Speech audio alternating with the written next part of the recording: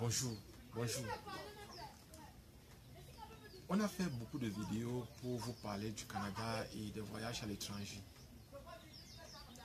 Un voyage se prépare, il se prépare minutieusement.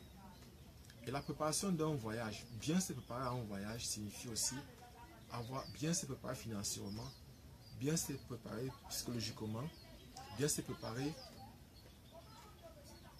même au plan intellectuel, pourquoi ne pas intellectuellement et spirituellement. C'est vrai, l'une des plus grandes préoccupations des gens, c'est au plan financier. Comment se préparer financièrement? Parce que pour aller dans les pays comme le Canada, soit pour aller fréquenter, soit pour aller travailler, il vous faut avoir une garantie au plan financier. Il vous faut avoir les moyens. C'est vrai, dans ces vidéos que nous sommes en train de faire, on va vous montrer comment, si vous avez peu de moyens, comment faire en sorte que l'employeur qui est au Canada, ce soit lui qui paye votre voyage, que ce soit lui qui paye votre maison où vous habitez, que vous allez habiter au Canada. On va parler de ça dans une autre vidéo, mais ce n'est pas de ça qu'on va parler ici aujourd'hui. Ici aujourd'hui, on va vous dire comment vous pouvez faire pour gagner votre argent et voyager plus facilement. Comment faire pour avoir le capital qui va vous permettre de voyager, financer votre passeport, financer votre billet d'avion, financer les papiers, la procédure, les papiers de la procédure. Parce que je veux vous dire une chose, ce n'est pas toujours gratuit. Toute la procédure n'est pas gratuite. Vous pouvez faire ça vous-même. Que de passer, bon, c'est vrai, il y a les agents d'immigration qui ont reçu, par exemple, l'aval du gouvernement canadien, mais personnellement, je n'ai pas reçu l'aval. Tout ce que j'essaie de faire, c'est de vous donner des conseils sur comment vous pouvez faire pour voyager plus facilement, voyager aisément, voyager en passant de façon régulière, de façon réglementaire.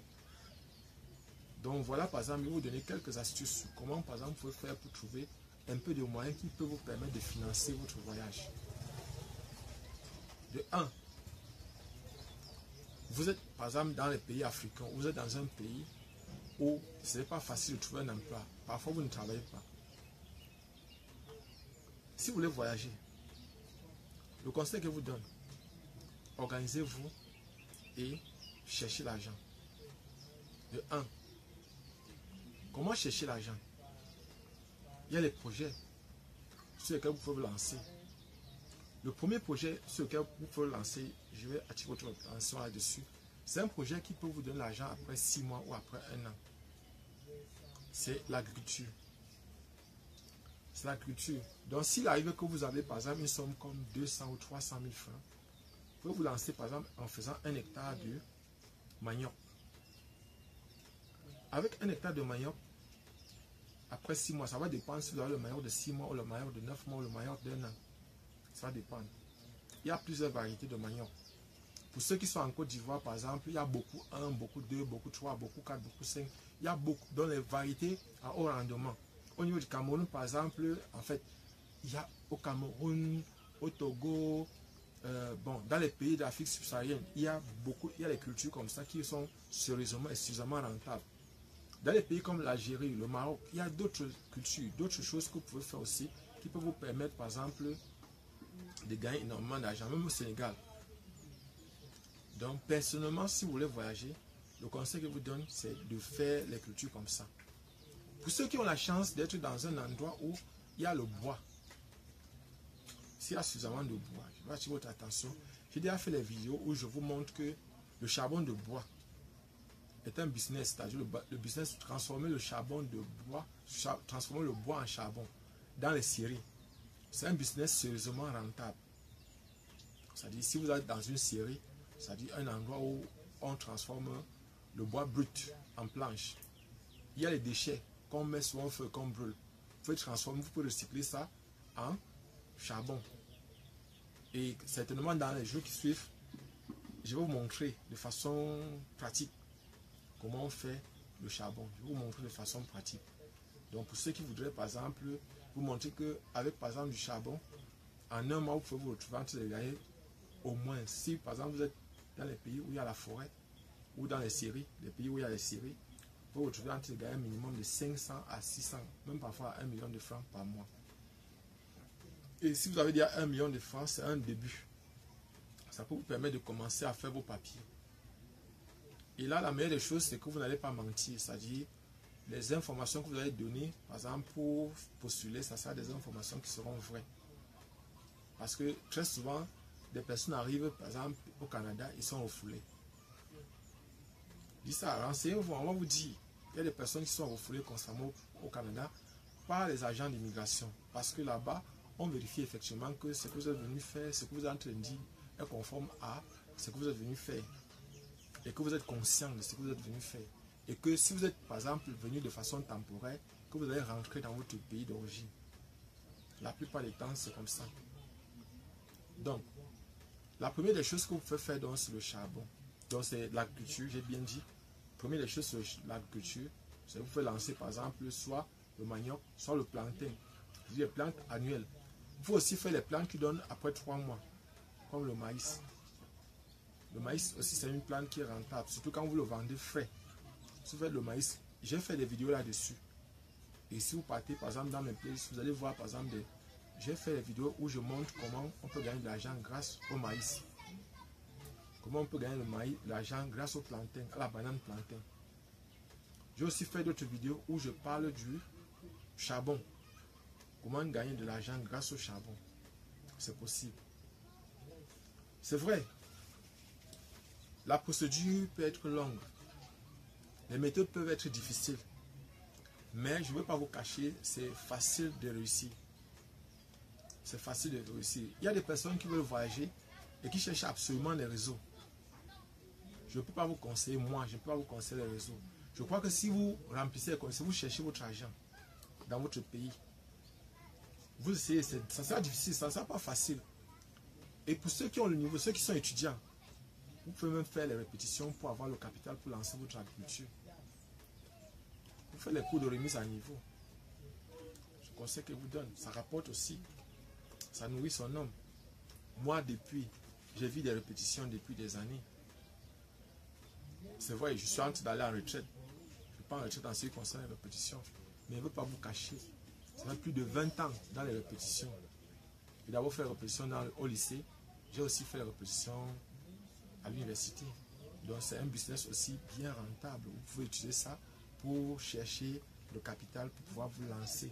C'est-à-dire les cours de remise à niveau, les répétitions. Ça peut vous permettre de gagner votre argent et de programmer votre voyage si vous voulez voyager. Donc si vous voulez faire dans la culture, vous pouvez commencer par les répétitions, ça vous donne le capital. Et avec ça, vous pouvez vous lancer dans la culture. Faire 1 ou 2 hectares.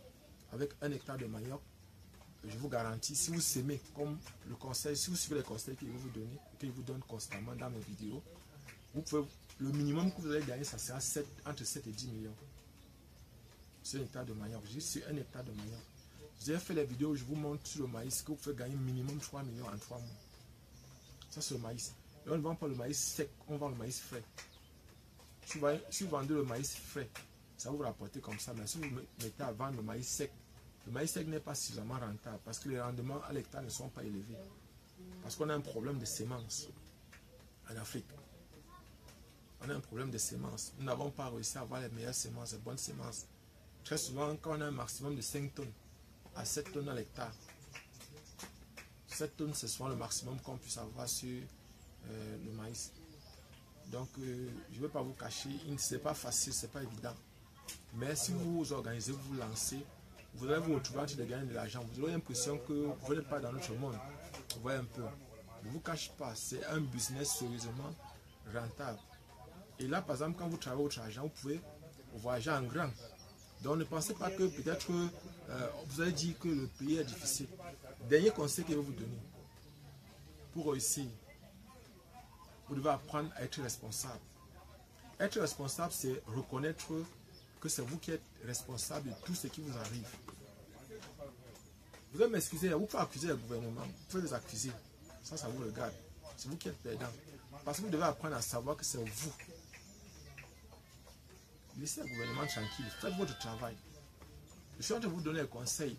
Ça n'a rien à voir. Le gouvernement vous donne aussi ce qu'ils peuvent. Ils essayent de faire à leur niveau. Je ne suis pas entre les douaniers, je ne suis pas leur défenseur, je ne suis pas leur avocat. Mais ce que je veux, c'est que tu apprennes à être responsable de ta vie. Tu apprennes à savoir que ici, j'ai fauté. Ici, je peux faire comme ça. Je peux me battre comme ça. C'est vrai. En attendant, peut-être le salaire de 200 000 peut commencer par un salaire de 50 000. Et je parle de façon progressive pour atteindre finalement ce salaire-là. Ce n'est pas facile, mais c'est possible. Donc, si vous êtes discipliné et vous organisez correctement, je ne veux pas vous cacher, vous allez réussir. Vous savez, aujourd'hui, par exemple, les voyages sont devenus comme une mode. Aujourd'hui, quand une famille en Afrique, particulièrement, a un membre dans la diaspora, la famille est sauvée. Parce qu'au niveau local, les emplois sont amoindris. Il n'y a presque pas les emplois. Et parfois, les petits emplois qu'il y a tellement de personnes, ce n'est pas évident de trouver des emplois. Donc, aujourd'hui, c'est de se former et de partir, si possible. C'est de se former, si possible, et d'aller chercher de l'argent pour pouvoir financer, pour aider la famille.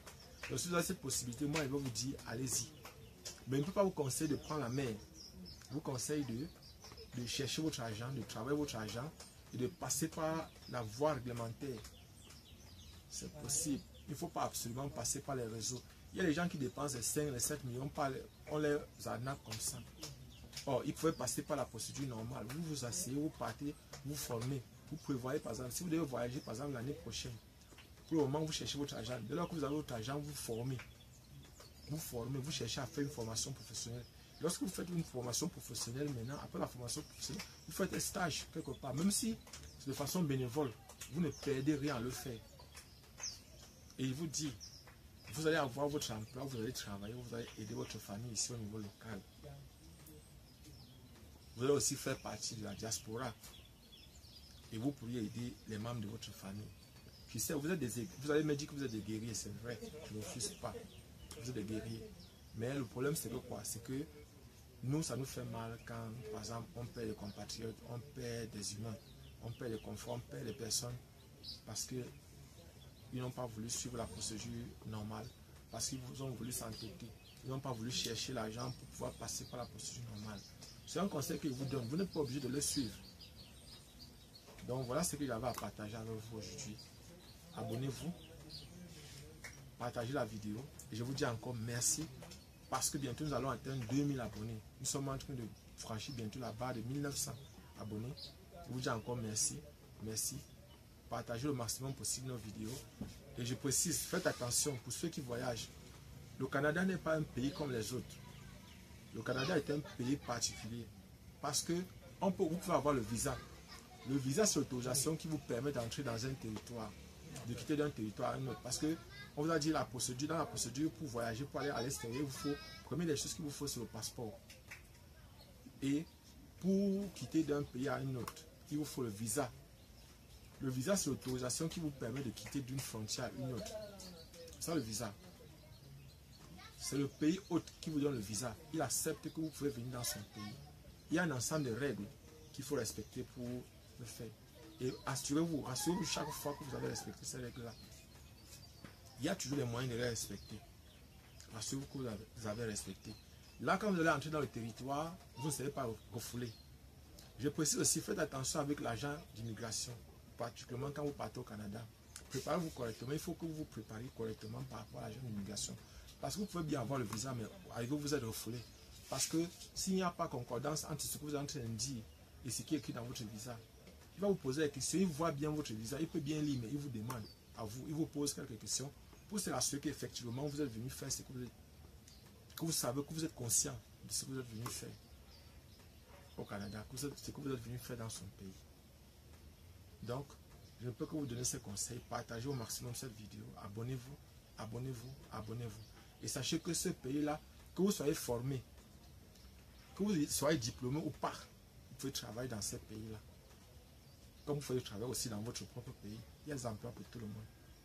Que ce soit dans votre pays, que ce soit au Canada. Mais c'est vrai, là-bas ça rapporte plus. Là-bas on gagne plus. Là-bas on gagne mieux. Là-bas on vit mieux que dans nos pays. Abonnez-vous, partagez le maximum possible. Ciao, on se voit prochainement.